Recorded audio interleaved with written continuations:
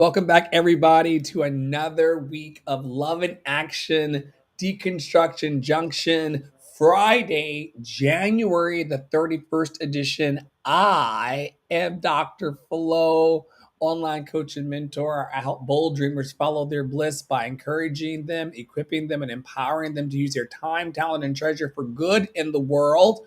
Today, we're joined by two super awesome hosts for our Love and Action TV and podcast Deconstruction Junction. We are here today with Tara Priolo. Introduce yourself to the crowd. Hello, I'm Tara Priolo. I am your resident Black biracial, multi-passionate musician, and I talk about the ish that nobody wants to talk about and push you to do the same. I'm happy to be here. Listen, we've been gone from this baby a little bit too long. Pleasure activism is coming. Pleasure activism is coming. But I wanted to recenter emergent strategy A and B. So I'm going to read you guys. Some Stop Hating a Spell and the Authenticity Chants, because they're right after each other, with my wonderful accompanist, Piper Pickles. Stop hating a spell. Let me pull the weed up by the root and notice the soil that I stand on. Is this unnecessary vitriol? Is this what I choose now to rant on? Is there nothing to build and nothing to grow? No more to offer up, nothing to know.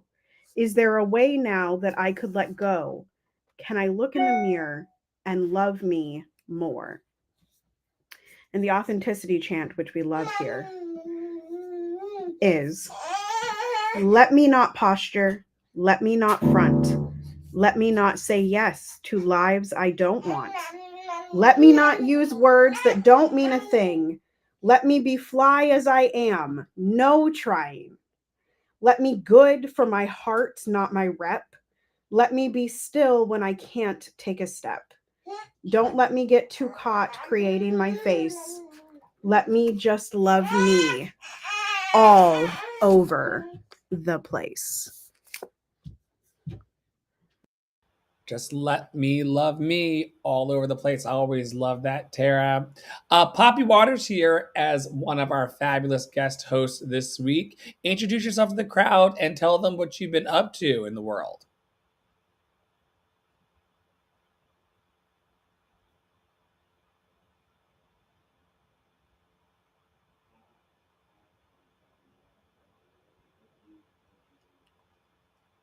We don't have audio on you, Poppy Water.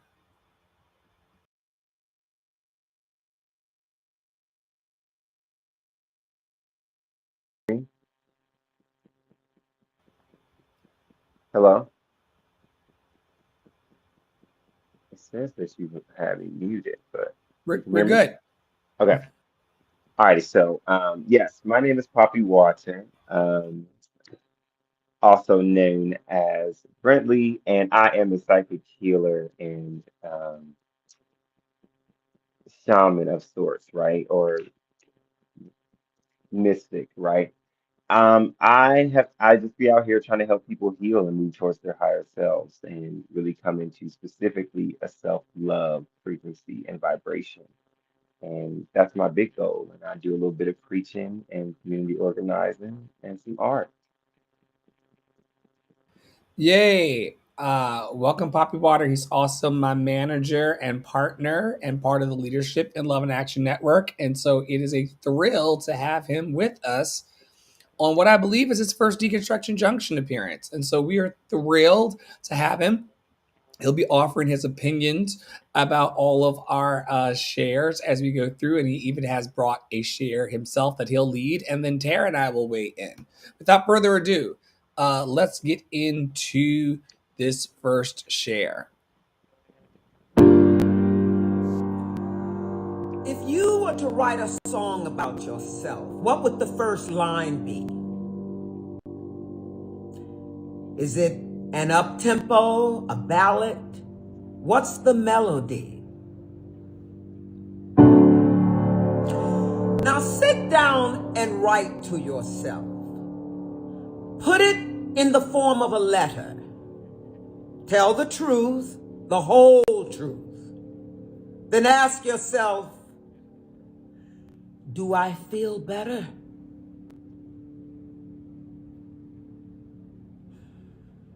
Because we're going to need warriors who know who they are. Warriors unafraid. We're going to need warriors who remember the price all of our ancestors paid. We're going to need warriors who are willing to stand. Warriors ready to raise a hand. Warriors who know right from wrong. Warriors who know the road is long. Warriors who are free to sing their song. Free to sing their song. Free to sing their song. Free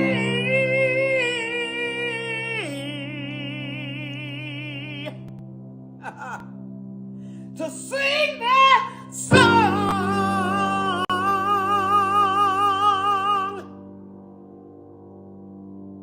We can't stand in front of Harriet and Mandela and tell them we're tired.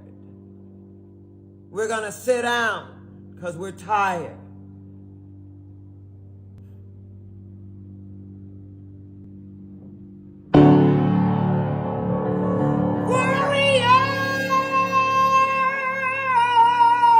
Warriors who are free to sing their song.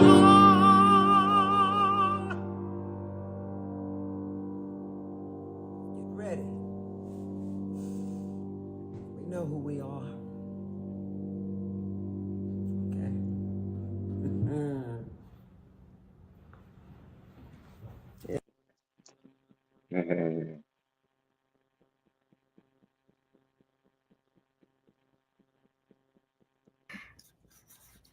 Yes. You know who you are. Y'all know who How you did are. how did that make the room feel? She's always taking us to church. Poppy Water, what did that do for you? Um, I was, I don't know, not, I'm not even going to speak from a comparative place.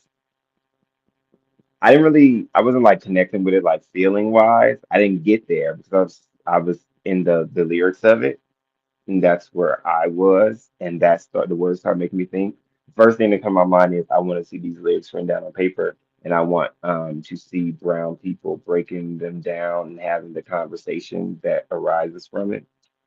Second thing is like it it just really starts in here first. Any change that we need to do out there, and we are going to we it's just the song said it perfectly. We're gonna need y'all to get it together. You don't have to have it together and be a person of integrity, child, or this ain't gonna work, or you're going to burn out in this thing we call liberation work. If you do not focus on your integrity and getting your structure within right, you will not. You're gonna burn out. Fizzle out. That's it. I yield. I Tara? just love it. I saw that you reposted it. You may have even sent it to me, and I had already reposted it because I saw her doing her magic a couple days ago. And I listen when she said, right, what does your song sound like? I was like, I don't know. I don't know. Tell me what my Mhm. song sounds like. So I loved the whole prompt at the beginning. I loved that, you can sit and you can still war, right? You can sit and you can still be on the front lines. You can sit and take a moment and still be in your wholeness, your whole true identity, and be the warrior that is needed to your community or to your place on the earth. And I just love it because it was so simple. It was two chords, y'all. It was two chords. And chords aren't that hard to learn. And if you need help, I can help you. I'll help you learn C. C and G. That's all you need. That's it. Okay, I yield. That's all you need. A triad to make it pop. I love that she is encouraging us to lift our voices. Right now is the time for everyone who has something that's going to contribute positively to the whole to say, by all means, now is the time for you all to speak up. We should not be diminishing anybody's voice who wants to help and not harm. And so if you're out there even watching us on YouTube, Facebook, or on Substack later, and the podcast through Spotify and beyond, uh, just know that using your voice for positive is enough.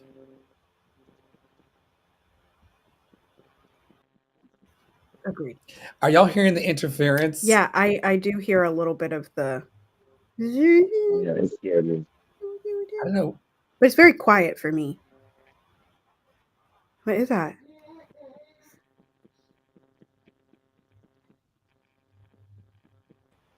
It's the aliens coming from the planes and things. I just want to say, and I don't want to stay here for a very, very long time, that while there was a lot of traffic happening over Washington, D.C. A few nights ago or a couple of nights ago, um, their rules of how uh, airspace is supposed to operate, Class B airspace. There's a special classification that that particular helicopter had about what it was carrying or who it was carrying. And there's just more questions than answers at this point.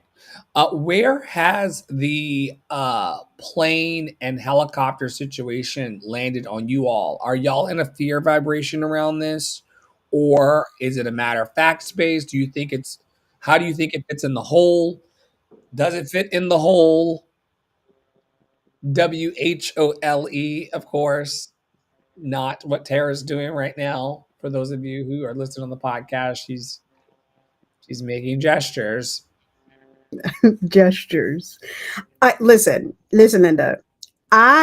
So in the news, actually, the New York Times released this morning, basically confirming that the dude ski that was running the radio thing. I don't know all this tech. I don't know this shit, and I didn't read the article. Okay, I just saw the headline, and the headline was like he was doing two people's jobs. Now he's going to be the scapegoat. That poor dude who was only doing two jobs because of an executive order that people are scrambling to implement and people are getting fired and losing their jobs, etc.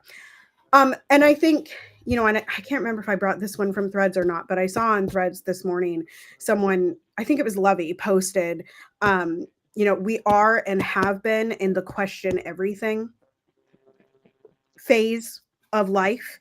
And I think my question is, when things like this happen that are so preventable, it's like, what are they distracting us from, right? And then when you have a person that comes out and blames DEI or blames Joe Biden or blames, the Democrats or blames whoever, without really offering any condolences to the 70 lives lost, that makes me, that gets my ears going like, okay, so what is happening behind the scenes that you are covering up with this tragedy? And so I think for me, like, it's sad. And I do, like, I feel for the lives lost, particularly because we literally just watched some of these 16-year-olds hang out at the rink, like, over the weekend. Like, that's really sad. And they're very young. There was like a 12-year-old on the plane. Like, it's really sad, y'all. But I just keep going back to, like, we have time for the grief. We don't have time for the defeat. We have time for the grief, but we don't have time for the defeat. We have time for the grief, but we don't have time for the defeat. And if I sink into that vibration, I cannot see any of the other things that are happening, or what they're trying to hide behind something like this. I personally think it was intentional, but I'm not going to get us kicked off the internet. I yield.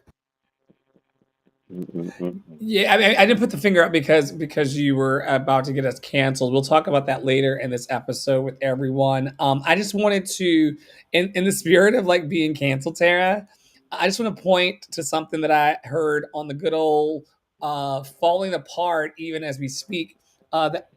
TikTok, um, TikTok. Um, I want to share this tab just so that you all know what's happening. They were coming from Wichita.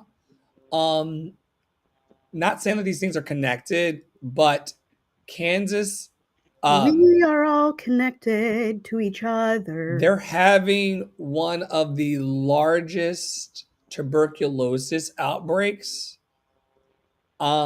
since the 1950s. Um, and you got a large group of people coming from that spot. I mean, I'm not saying that it's connected. I'm not saying that it's not connected. We're just talking about the planes and things. There's a lot going on, y'all, in this modern society. And Poppy, what do you feel about the tuberculosis outbreak in Wichita? The fact that these helicopters can potentially pilot themselves, the fact that it was too high up in the air for where it was supposed to be, the fact that 24 hours before this happened, they were zigzagging in air traffic the night before. Um, did I mention that these things can be remote controlled?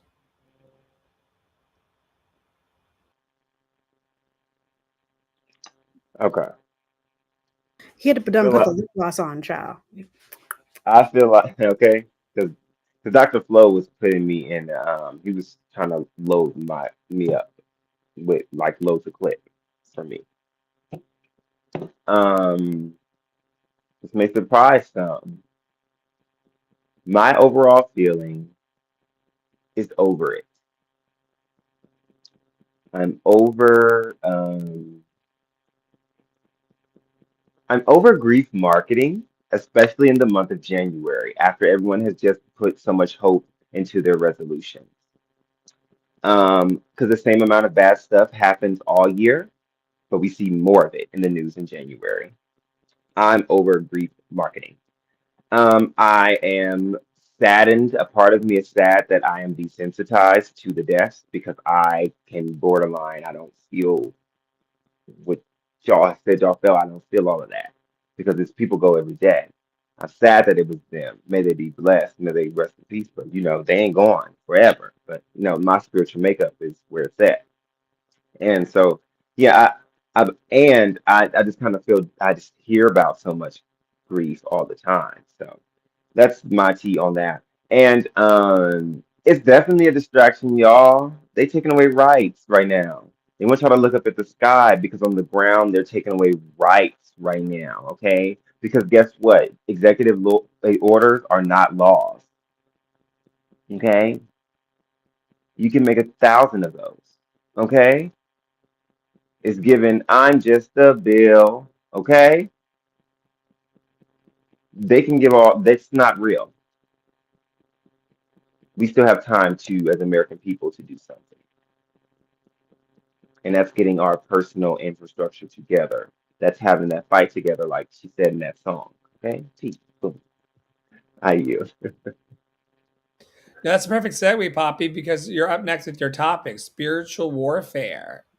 What part of this we've been talking all week, not all week, but for the last few days around this military plane and how it can be used in warfare. Oh, y'all should also know, with the risk of us being deplatformed and canceled, that at the same time that aircraft was being struck by a military helicopter, uh, a military defense command system. There's a plane that has all of the equipment on it to run an in-flight command center. It's a plane that cannot even be destroyed by nuclear kinds of weaponry. It was being repositioned at the same time that the accident was happening. I still want to know who was on the helicopter because we know some of who were on the plane. Not to harp on this, we're going to let you go, Poppy, in just a second. But like, who was on the helicopter? Who was on the helicopter? Because no one has said who was on the helicopter. That's what I want to know. Well, we do know that there was a there's a young man who I have seen in the news who was piloting the plane, but we don't know what they were carrying on that plane. I remember last night or night before last, I was on the good old Tickety Talks, and I haven't done much research on this, folks, so just bear that in mind. But when an aircraft has a Pat 25 distinction, it means that it's holding a specific piece of cargo that's sensitive or a person. And the helicopter that was involved in the recent crash took off from a diplomatic residence owned by Saudi Arabia.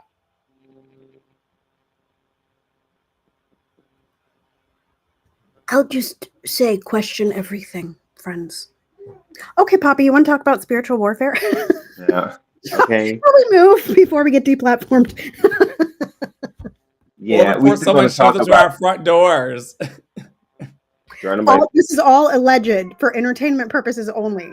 For the lawyers, it's all alleged. Everything's Are alleged. y'all not entertained? and allegedly you better stay away from this door. Anyways, and that door, you don't want it. Okay, anyway, me, we can agree on that. I find it interesting that we have been talking about spiritual warfare all night long. And so it was always a perfect segue because we don't have to go into the specifics and we don't have to go into that. We don't go into what do you need to carry and to move yourself along. So I'm going to be giving us a little bit of tea and a little bit of definitions. I'm going to throw some definitions at you. I'm going to throw out my personal definition. And I would love to pass it around and see what y'all's definition of spiritual warfare is in y'all. I'll kind of throw out my personal definition and then I have two that I'll give after I hear you all's. But my definition of spiritual warfare push is the push and pull to and from your path. Okay, whatever that path is. That's how I define spiritual warfare. It's that simple for me. And that could be a lot of things. I almost spoke ahead. Okay, but that opens it up for me personally. Tara, Dr. Flo, how would you describe spiritual warfare in a nutshell? I think it's all emotional. When I think about spiritual warfare, I'm not a Harry Potter kind of person in spirituality anymore. So I don't got no like Asio spirituality. right laviosa. I don't got none of that, and I also don't have any webs coming out of my wrist. So when I think about spiritual war, I could tell you what spiritual warfare used to be for me. Spiritual warfare for me used to be "Arabakoshataraba," come out in the name of Jesus, you demon of homosexuality.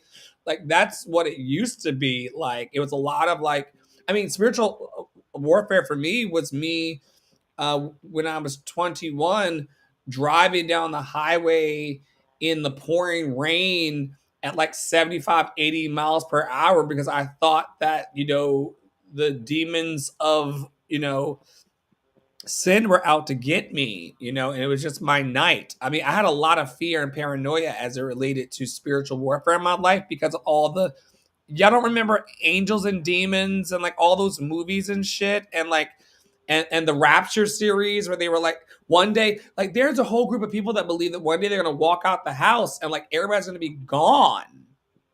That's like the Rapture, Tara. We The did. Rapture. Listen, COVID. That's not what the Da Or Vinci COVID. Code is about. But zombie movies, sure. The Da Vinci Code and Angels and Demons is for sure not about that. But anyway, No, I'm just saying that, like, I'm trying to build a construct of what spiritual warfare was for me. I'll land before passing to you because you're ready to go. But just saying that now it's emotions. Like like Tara has her emotions on the days where she's not feeling so great, and I have emotions on the days where I'm feeling great. And if we're not having great emotions on the same day, that is spiritual warfare. If Poppy Water is in a low vibration and I'm in a high vibration, and we're just not trying to meet in the middle, or we go Mm. rah, for me that's spiritual warfare. For me, spiritual warfare is more at an emotional level, and not so much in the woo woo. But Tara has tons. okay, first of all, I couldn't let you get away with that because Angels and Demons, I read all the books, child. I did not only watch the movies, I read the books. Wait, pause. That what attracted you to those books and that kind of fanfare? If you are not a spiritually, you're No, spiritually aligned to me, but but you're for not me, religiously aligned. those books aren't about spirituality or religion. In fact, they are about conspiracy theories and treasure hunting. Da Vinci Code is all about finding the womb of Sarah. Yeah, they're thinking of the same.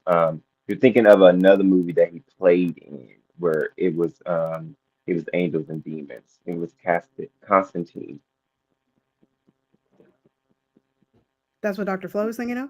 Yeah, that's what he's thinking of, Okay, I've Constantine. never seen Constantine, but Angels and Demons was like it was a bridge to it. But the Da Vinci Code is like traveling around the world, and there's this whole thing. Like there is religion present, and there's this guy named Silas, and it's like all crazy. But like there's not. It's yeah. It's for me. I'm not attracted to religious books. I am attracted to like the storytelling and like the fantasy of those kind of books. I mean, it's in the same vein. It has more realism, but it is in the same vein of like a Chronicles of Narnia or a because of Winn Dixie, like these types of books that like create alternate worlds. And I do believe that in a lot of ways there are spaces in our world that we just don't know anything about. Like, I believe in the Freemasons. I believe that they probably still alive and they still hiding things. I believe in National Treasure. Okay, like the things in National Treasure. Y'all seen the second one?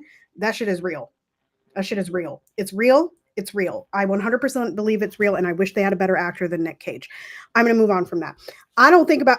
I know my husband loves Nick Cage, y'all. We're getting into the nitty gritty. Okay. Only on Deconstruction Junction can you start a conversation with Poppy about spiritual warfare and end up in Nicolas Cage. I Yes. did not have that on my bingo card. Well, this is why we brought Poppy, right? Um, I don't think about spiritual warfare until you defined it for me, Poppy. I'm gonna be Oh, 100% honest. Like, sure, like I just don't, I don't, okay. you know. But I like your definition, Poppy. The way that you described it, it made sense. The push and pull of like coming off of your journey, but I think this heavily relates to how I do not find any I don't find any pull with words like calling and even like purpose to an extent. Like they mean nothing to me. So like I don't like I'm not like and my calling is da da da. That's it just doesn't happen. So anyway, I'm interested in the continuation of what you're about to tell us, Poppy, because like I don't really think about spiritual warfare ever. You're the reason why this question spirit told me to put it in here, okay? So just defining it, I broke up the definition when I went out into the, and got the worldly definition. I said, what is mine? Wrote my answer down, and then I went and looked it up. I separated it into both Western and African theology. So, like from a Western Christian view of it, and then African, specifically Ifa view. More Western world, you look at it's seen as the battle between good and evil. Here we go, that demons, and it's come up tonight. Battle between good and evil, where believers engage in things like they use prayer, fasting, and faith-based practices to just resist things like demonic influence, the demons, sin, and negative spiritual forces. Okay, it's more external, as I would say. It seems more external, right? In the African diaspora, um, specifically E5, it's seen as the struggle to maintain balance, okay, that good character, and to align with one's destiny, all right? And they do this um, by countering negative forces, such as, there go the bad spirits, instead of demons, it's just generally like disruptive spirits, right? Curses, spiritual imbalances in your spiritual body. And they do that through divination, offerings, and ancestral guidance. And the reason why I brought them up together is because I knew they were going to, I think they beautifully highlight the going outside of yourself or going really into yourself. Because in Africa, it's very much about you. I'm trying to make sure I am of good character and moving towards my destiny, right? Am I being pulled away from that or coming to that balance, right? That's what we talk about. That's what we spoke of, right, earlier. Just kind of being moved towards. Whereas Western world, it's very much outside forces enacting on you and you praying and fasting to move to and from those opposing points of good and evil. But I just thought that was interesting to kind of throw out their very wordy definitions when it all just comes down to, again, similarly how I said, which shocked me, the push and pull from the past. Now you may call it your destiny. What may be pulling you, someone may call angels. What may be pulling someone else may be the person in their life showing them affection right now, pulling me towards my path, pulling me with the care. All right, so now we talk about what it is. Okay, I want to talk about these two perspectives. You have that Western worldview of it being very external, and then you have the I love you, Tara, and you have the African view where it's very internal. Okay, I want to know you all's opinion on just like which one you think is more dominant in the world, people kind of moving in the spiritual warfare as an external battle, or people moving more towards an internal battle. Which one of y'all think is more dominant? And then just like real quick, like a why. He wants me to go first. Mm-hmm. Hmm. Mm-hmm. What do you Well, see more of? I think everything external is a reflection of the internal. So, I Mm, mean, I believe that most people are at war with themselves, and if they weren't at war with themselves, they wouldn't hate others, or choose to identify them weirdly. Like, um, so while like, but that being said, I think predominantly in the world, what we notice more is the external warfare, rather than the internal. Yeah, that's my initial thought And flow. I'm gonna throw a ditto on it. Okay. Look to the western sky. I saw you pick up the cue. You saw it. We both heard it, child. okay.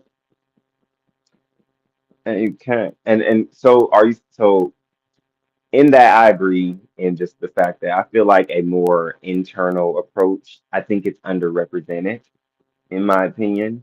We don't see a lot of, oh girl, if you the people at your job get on your nerves, that means you get on your nerves. So you know why you get on your nerves and why are you bothering you today. Take them out of it. We see less of that and we don't see as much encouragement in that. And that in itself someone may define as spiritual warfare. The fact that we're not seeing I one or the also other. think Huh? that this is helpful as a discussion and an exercise generally because a lot of us don't have an actual proper name for the turbulence that we experience inside on the daily. At least we're going the extra step in this thought experiment and life experiment of trying to name. The Buddha calls it dukkha. We talked about this before. Dukka, dukkha. It is that unsettled feeling that people feel. I don't know if anybody else in the room, but like there's kind of a general dissatisfaction with relationship to self and or relationship to others. For me, that is another extension of spiritual warfare. And just having a name for like, I'm not whole inside. I'm not dwelling in wholeness. I have split myself in two. The part of me that wants to see me succeed and the part of me that wants to drag me down, and now it's ripping me apart. Just having a name for that, any name for it would do, but just having a name for it and a conceptualization of what's happening in the internal is a helpful exercise, Poppy.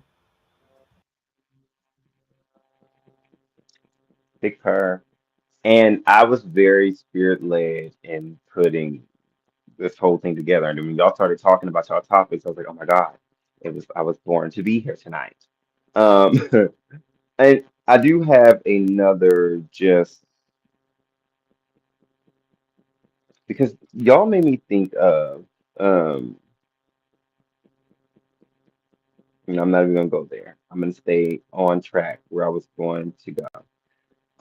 Just there because we start talking about interpersonal and like external and having that conversation. A lot of times when we see it externally or like it shows up in so many different ways. And that's why I think it's important to hear people like Tara say, I don't even think about that. You may not think about spiritual warfare, but the show up and you may think about that.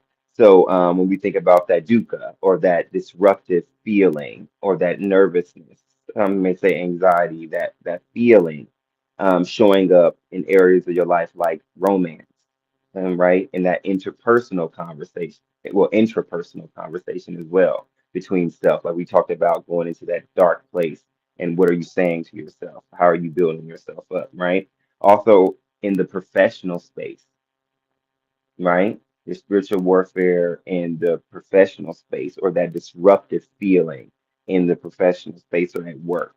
Also, in the terms of your family structure, how does it show up? You may think about the disruptive feeling and the pushes and pull towards alignment in the family, and also just communal in general. And that includes the work and the family. But communal being broken down from people that are literally in your house to people in your city, to people in your country, to then global. Like, how do you think about the effects on the group and from group to group as we break, as we move around these social schemes and setups? Like, it shows up. Um, and so I said all of this because I just want to pose the question of can you not be spiritual and still be under attack from spiritual warfare? Can you be, I don't think about it, like Tara said, I don't even think about it, but you under spiritual, you're under attack. Yes. I mean, I think what was coming up for me when you were talking was like, eh, we've been talking for about a year now about like healing and community and what that looks like when we all have individual uh, pain and individual healing that needs to happen, right? It's all different. And I think there's a massive tear at the root there of trying to shrug off the forced individualism of capitalism, uh, and healing and community, right? Like it's very much like that in its root is spiritual warfare regardless of what you believe in or what you don't believe in, you know. It's how can I be part of the Meaning, whoa, whoa, whoa, whoa, whoa, whoa, whoa whoa, whoa, whoa, whoa, whoa praolo. whoa, she's not woo woo woo woo priolo. She ain't woo woo, but she's whoa, whoa, praolo. Because Ooh. you're saying that the rift and the beef between the individualism of capitalism and our inherent necessity for community to heal and grow is the essence of spiritual warfare itself. Yes. Definitely a push and pull to me So because if you I think we all experience it then, regardless of if we consider ourselves to be spiritual, agnostic, atheist, abolitionist, religious. You know, like yeah. I mean, I really think we see that very fundamentally of, and we've talked about this too, like, and we've worded it different ways, but like, it's like the frustration is people want community, but they don't know how to be in community. And I heard somebody, it was Jordan Simone, I believe, that was talking about, she was talking, it has nothing to do with spirituality, but she was talking about how people on the right tend to be bad at community in theory, but good at community in practice. And people on the left are good at community in theory, but bad at community in practice. And so, like, and I was like, oh my God, but why is it true? Like, there's a reason that there's an alt right pipeline and there's no alt left pipeline. It's all right. It all pushes to the alt right. So, like, just because these people think that they are excluding and think that they are, um, protecting themselves in the individualistic nature, they actually are much better at community than the majority of, like, take a leftist, for example. This is why you don't see groups of leftists. And I think that encapsulates like what we're talking about here at that very root fundamental problem of being an individual within community that also needs to heal, but not having the capacity to hold other people's healing while they're holding your healing. And that's a constant push and pull, right? Okay, I'm gonna whoa Tara is gonna yield the mic. Whoa, whoa, praolo. Another nickname for the books. Whoa, whoa, praolo. Yeah. Ooh. Communal healing, being at odds with individual healing being at odds with communal healing. How do we overcome in those circumstances?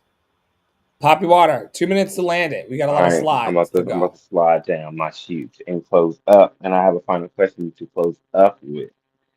Because okay, so we think about and I love that it keeps coming up that internal versus external, communal versus with self, and it matters. But I think sometimes spiritual warfare can just generally be that pull from internal and external forces, which you know you need for yourself, and what the environment around you is telling you need for yourself.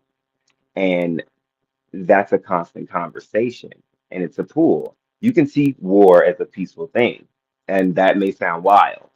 You can see the war as a peaceful thing. If you see it as a conversation, there's wars that have happened with just pens and papers being signed. Okay, whole countries fail.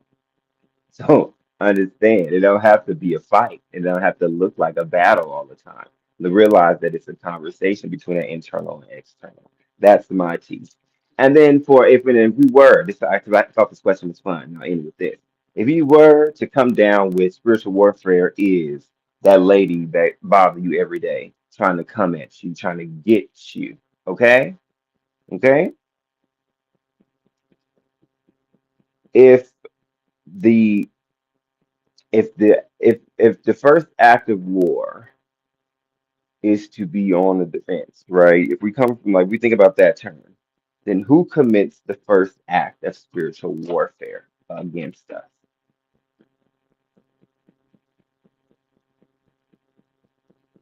If the first act of war is to be on the defense, then who commits the first act of spiritual warfare? These wars we're in, there's people that are saying that they are in. Who started it? If it all starts from being in a defensive place of not being ready, who started? And your answer is you.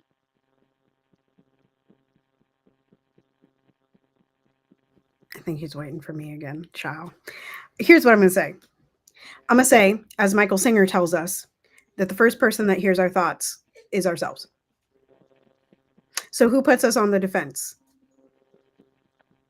Ourselves. Uh, Uh, and then the other thing that I'll just land with is that it doesn't always have to end in destruction, right?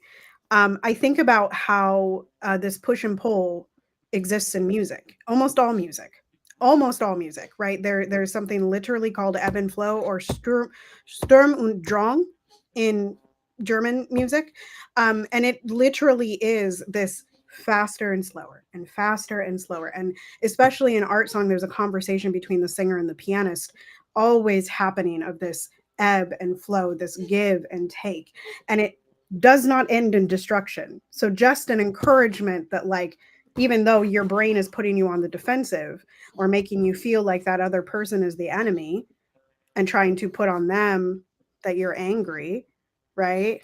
They made me feel. That person made me feel. No, that person can't make you feel anything, but your brain can, right? Your noggin can. That thing that hears the thoughts first can.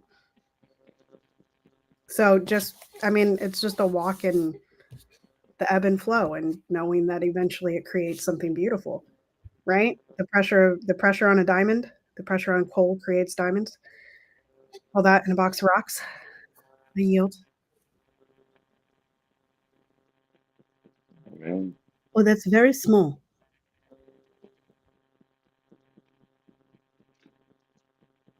It says for those of us that are 90 years old, like me, and these are not real glasses, folks. It says collective liberation isn't predicated on friendship, y'all. We don't have to like each other to fight alongside each other. This is from the Jordan Maney.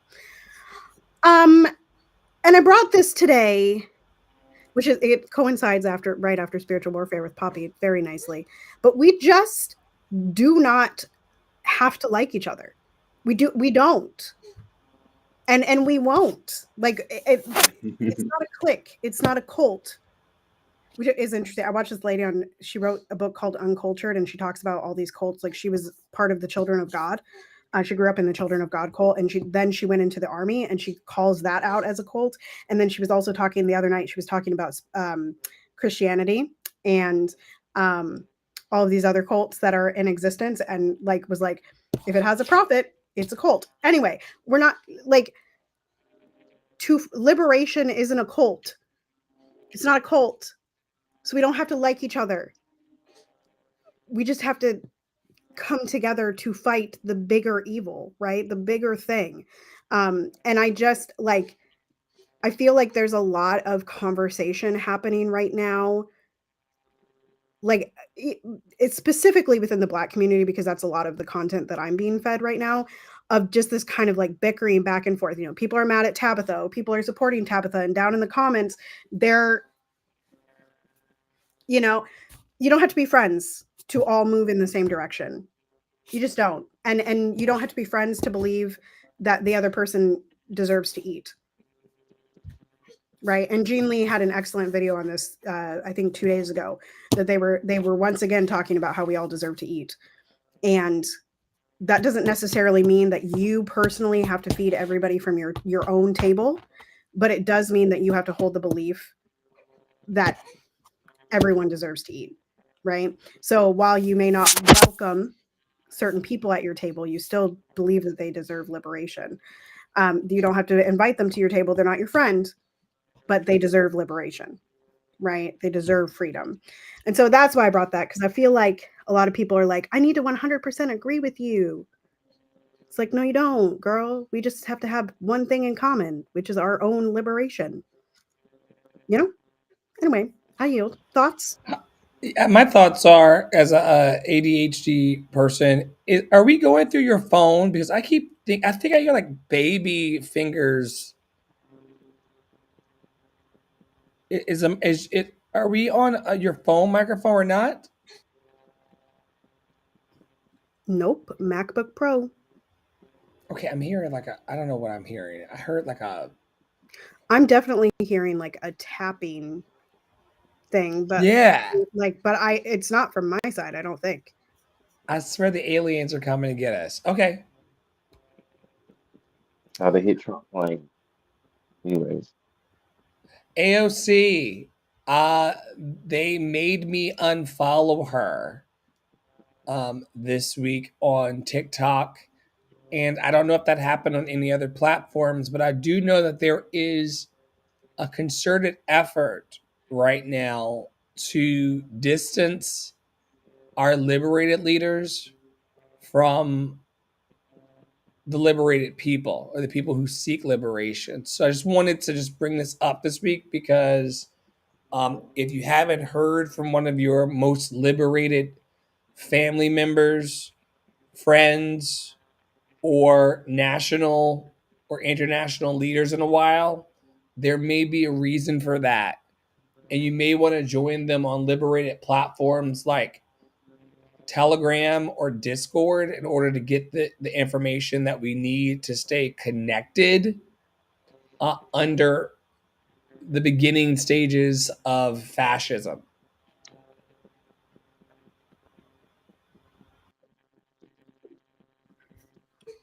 Yes. I would also just encourage to drop the highlight reel of like making sure, even though these platforms we don't own them, like following people on multiple platforms. Like, can we normalize that?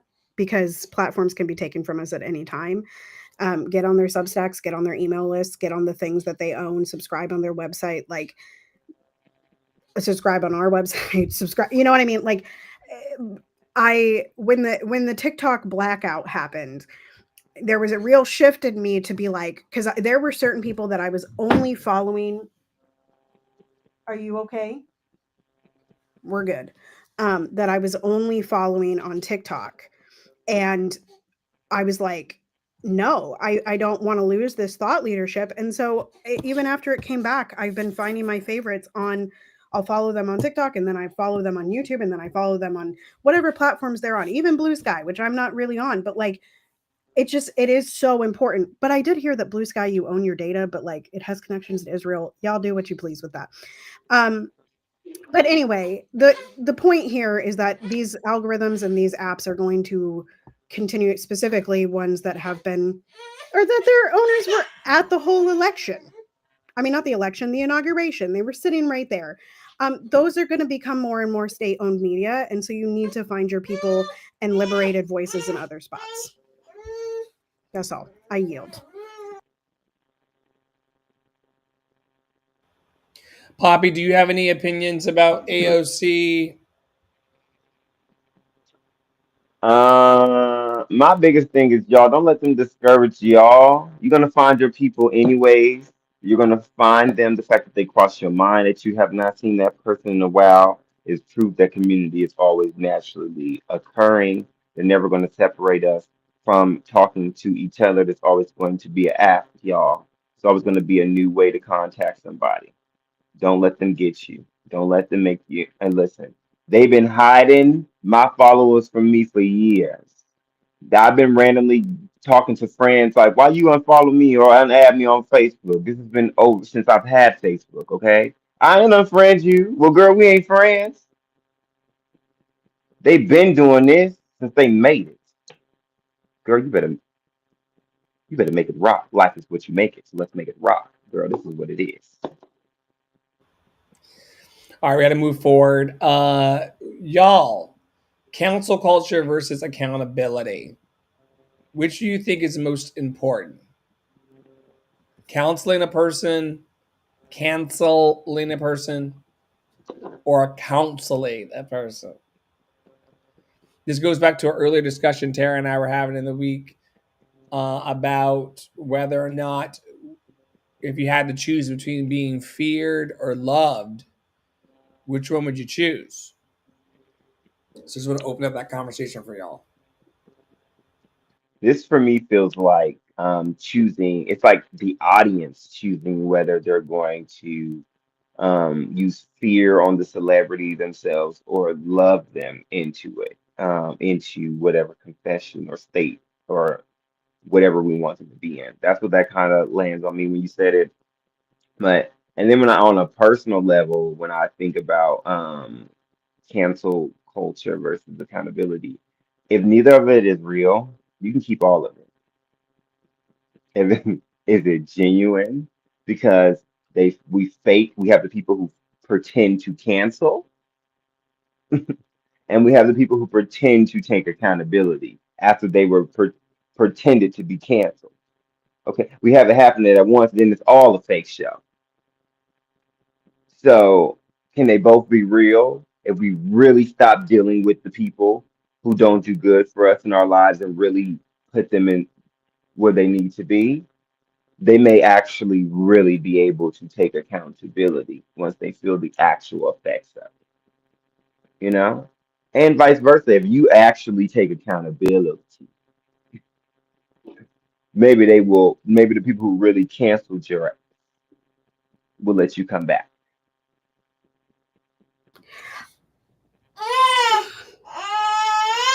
Piper's thoughts.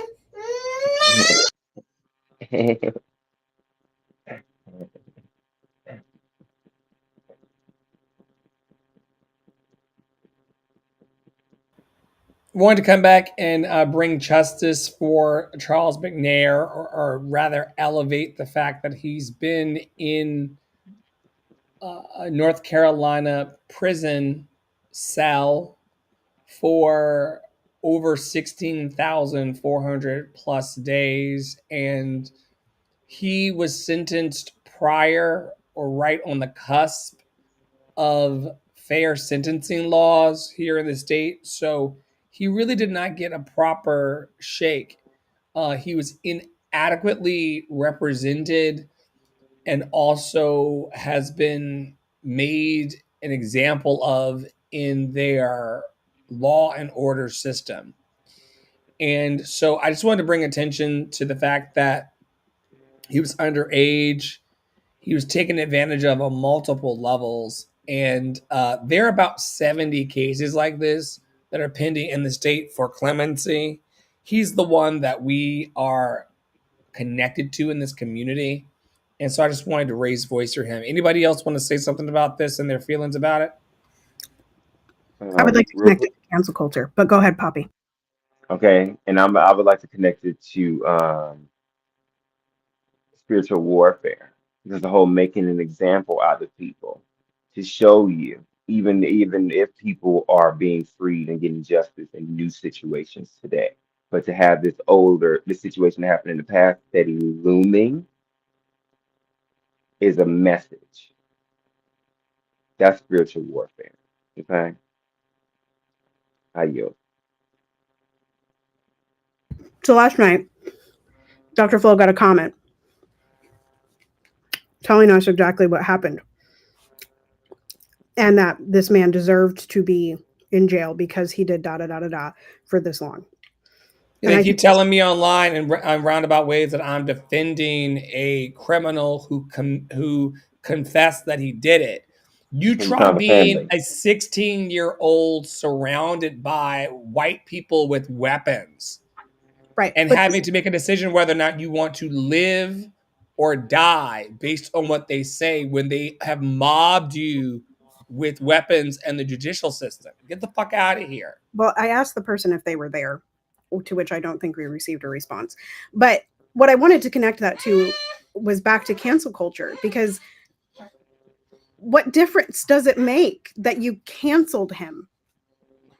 Like I really, I think people need to take accountability, but I don't actually believe or I'm growing to not believe that cancel culture even exists or works. I think it's a waste of energy on one single person. Like that is just it takes so much energy to be that angry about someone all the time. And every time they come back on the internet or come back to something, not want them back in, right? Um and I think this just leads to accountability and allowing people to actually have the chance to grow which Charles has only had the prison system. Charles has had the prison system where he is getting paid slave wages, as many inmates do, for 44 years, for 16,492 days. Ooh, ooh, Right? ooh. And our president is trying to send people with cases like Charles to go work in labor camps in other countries. Okay? People who are wrongfully in jail. He wants to send them to go mop in other countries.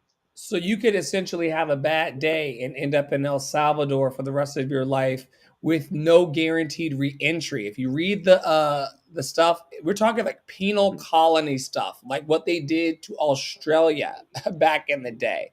Like send everybody that's undesirable by them to a foreign place and good luck to you. But baby, that's exactly how they got here. The 13 colonies. It was a penal colony. They were prisoners sent to the new world. Okay? Right. The untouchables. Undesirables. The Stop untouchables. trying to throw y'all history on everybody else. It is all connected. And let's be clear that racism and white supremacy or white nationalism or white mediocrity, whatever we're calling it these days, was created as a way to keep poor white people poor. Get it together, y'all. And welcome to Black History Month. Jeez. Make sure to leave It's for out y'all your milk. too. It is for everyone. And please be sure to leave out your milk and cookies for Harriet Tubman tonight when she comes down the fire escape. He planned, but we put some cookies on the altar. And we got a picture of her. It's starting.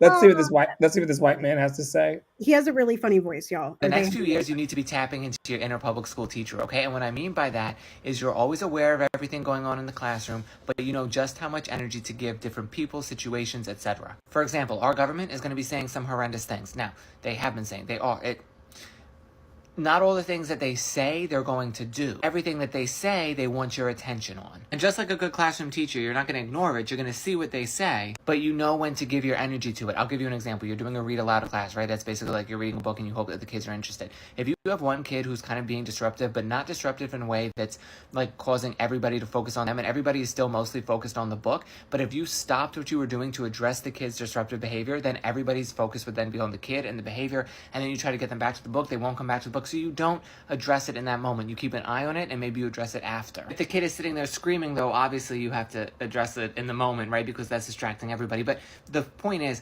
you're always aware of everything going on in the classroom, and you're choosing where to put your energy. So basically, to recap, always aware of everything, but not in a way that your energy is going to everything equally. Let the PD development person with 2 years of classroom experience come in and tell you how to do things. And know that at the end of the day, you know what your community classroom needs.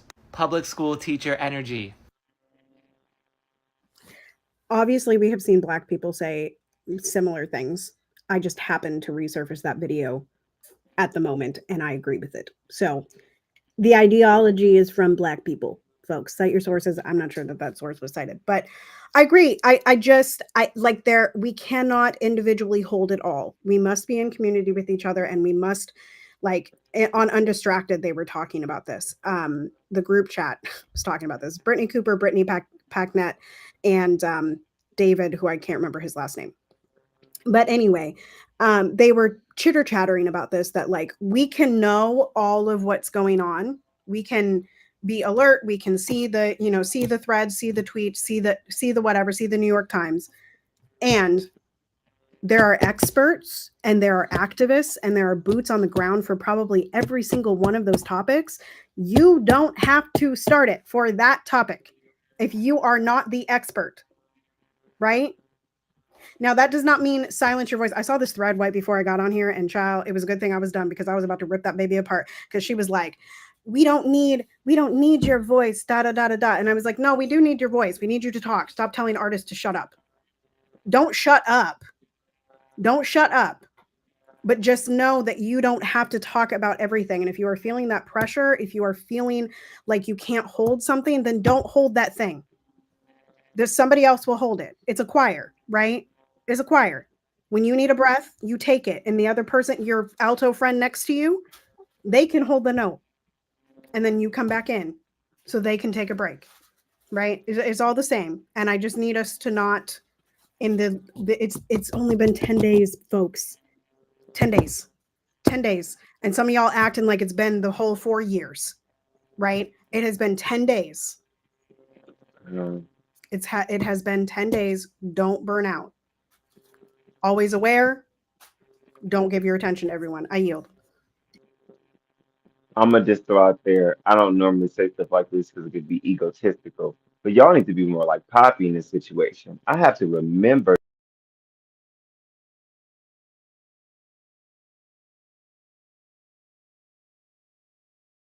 in my spirit all day. It doesn't sit in my is this administration going to do to me? I go, I know what they're trying to do to me. I know what plans I have for myself, and I know what I will not accept. And when we hit those lines, we can have further conversations and movement. But for right now, I'm working on my inner peace. This is spiritual warfare, y'all. Do not be distracted. Focus on your inner peace and know what's going on. If it don't add to that, turn it off. You've read enough of that tonight, don't you think? Go to bed. All right, I yield. Okay, this is from Lady Speech Sankofa. Some of y'all know that I love Lady Speech. I love Lady Speech. Anyway, I recently followed them on Threads, and I thought this was nice. My pleasure is an act. My pleasure is an act of resistance. My kink is an act of resistance. My joy is an act of resistance. My love is an act of resistance. My sexuality is an act of resistance. My sensuality is an act of resistance. My orgasms are an act of resistance. Thoughts? Friends in the room. I'm with you. Why? Okay, yes. I'm with all of that energy and the mindset that made them write this piece. And as a writer, seeing all of those things listed together and seeing resistance written that many times goes no makes me go, no wonder we are so exhausted. Everything I everything I do gotta be in resistance. I gotta resist all day. I gotta resist all day. Even my last gotta be in resistance. That sounds tiring. I gotta resist all day. Can my laugh just be a laugh today? In me. Like we can know and understand, like Tara said, we know and understand that it is resistance. And we move in my like how my joy is the revolution. But see, that's different when you say your joy is the revolution versus my joy is the resistance.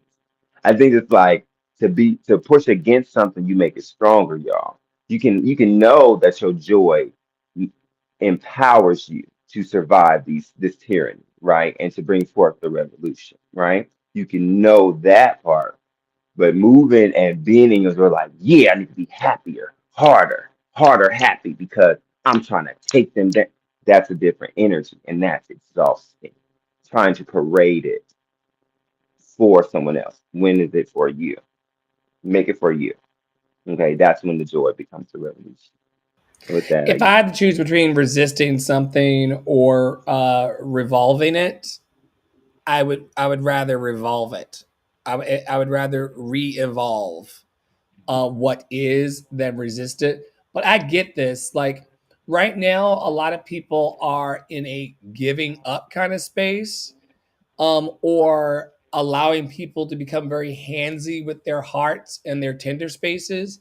And now is the time to say, get your fucking hands off of me right now. I'm never going to be with it.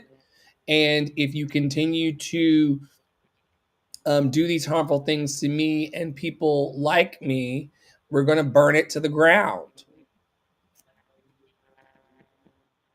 we're not gonna take it But before we We're burn not it to, gonna take it. yes, anymore. you have to complete it, folks. She wanted me to sing it for whatever Speaking reason. of which, this Yeah. guy will be on stage very soon with community artists saying and singing songs like "We're Not Going to Take It." at the Love Revival Academy. Auditions are available. Tara is heading up and co-chairing Adopt a Black Artist with us here in Love and Action Network. We're steady looking for people in your hometown and community who you think deserve their moment in the spotlight to get recognition for what they're doing. Also, resources to help them be supported. So reach out to either of us and let us know who you'd like to nominate to be adopted. We would love to get them in the mix. Tara has a goal of $200 a month. Poppy Water and I have been supporting this to sponsor students in Minnesota to get their singing training and to continue to stay within her studio. We are very, very grateful to support that cause. Tara, where are you on the goal right now, and what do you need? I need about $50 more. We're at about 150, at least for the month of February. So I am going to reach out to them and allow them back into the studio and just subsidize a couple of the lessons. But any bit helps. Any bit helps.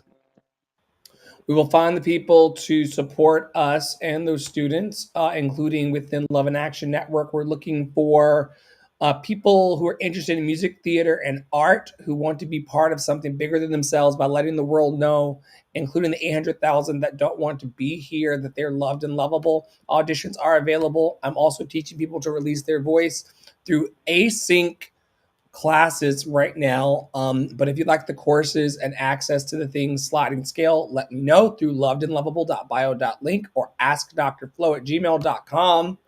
Closing thoughts to this wonderful panel, Poppy Water 33, Tara Parolo Studio. How'd y'all feel about this? I feel like I had to make a conscious choice not to stand on my soapbox too long because every conversation I ever have, because I very much agree with the EFA definition of um, spiritual warfare, that's what I talk about all the time, anyways. And I call it other things to pull forth other understandings. But it's something to be said about where are you today in that push and pull, simplifying things into is it pushing me to or from something I want to be at, and simplifying it as that. And what is what's enacting the force? You know, is it me? Is it somebody else? Is it an idea? And that's all I want to say. Just and like Tara said, question every motherfucking thing, especially yourself. How you? I want to thank Poppy Water 33 for being a fantastic first guest host on Deconstruction Junction with us. It's been years, and this is the first time that we've had a co-host on this particular offering. So we are so grateful for you. Please come back anytime, my love, and be your awesome self. Y'all know that's my honey bunny. And so very grateful. And then my work wife, Tara Parolo Studio, is awesome and helps us every day to, yes? Sorry, I'm getting scratched by a child. Don't worry about it. When life scratches you, everybody, scratch it back. On Bite 'em behalf back. of So when the dog bites you on that, Be bite 'em aware of back your and try to have a surroundings. good day. Be aware of your surroundings. You don't have to pay attention to everything. Listen, uh, and when life scratch you, scratch it back and try to have a good day. on behalf of Poppy Water 33, Tara Parolo Studio, and myself, Audrey in the Flow, stay in your power, stay in your joy, stay loved and lovable. Call or email Justice for Charles McNair this week and this weekend, and we'll see you on Apple Podcasts, Google Podcasts, Spotify, Substack, YouTube, and Facebook, or wherever you source your joy. Have a wonderful